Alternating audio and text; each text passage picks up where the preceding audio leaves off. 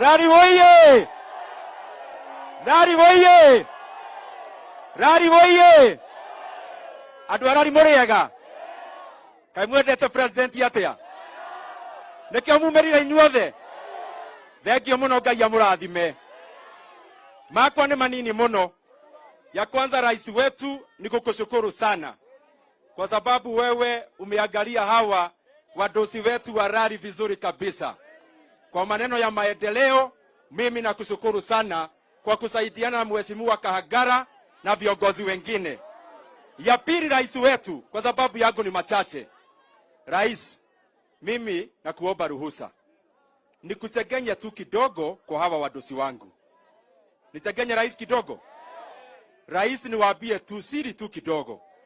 Niwaambie tukitengeneza bajeti yetu, wewe mwenyewe ulinipigia hata siku ya mwisho. Ukaniuliza, wewe Ndindi Nyoro, ulisikia vile nilikwambia uweke shilingi bilioni 4 kwa wakulima wa kahawa, na nikaweka, iko hapo, na wakulima wa kahawa watapata guaranteed minimum returns. Ukanipigia ya pili, ukaniuliza kama niweka pesa ya fertilizer, na Mheshimiwa Rais iko, na ukaniambia tuweke mpaka fertilizer ya kusubsidize bei ya fertilizer ya wakulima wa majani, na rais wetu hata hiyo iko. Nikimalizia, rais wetu, iko jambo ingine moja uliniambia nifanye, na inafanya roho yangu isikie mzuri sana. Ukaniambia niweke bilioni 2. Wale wazazi wetu waliwekwa kwa register juzi wa 70 years and above. Ukasema lazima waanze kulipwa by next month wale walioandikwa juzi. Na ukatuambia kabla tulipwe mshahara, wao wazazi wetu watakuwa wanalipwa kwanza kabla sisi tulipwe mshahara. Na ukasema hiyo pesa hawatakuwa wanatumiwa katika bank, watakuwa wanatumiwa kwa M-Pesa, wanatolea nyumbani kwenye wako.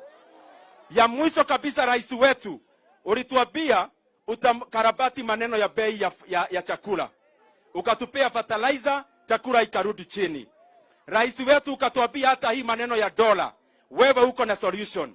Mimi nataka nitagazie wa Kenya, kwa ile binu rais wetu ameweka, sasa shilingi ya Kenya ndio inatawala hata kuliko dola ya Amerikani. Jana na leo tumeona dola inashuka ukilinganisha na shilingi ya Kenya. Rais wetu, thank you muno na Ngai akurathime.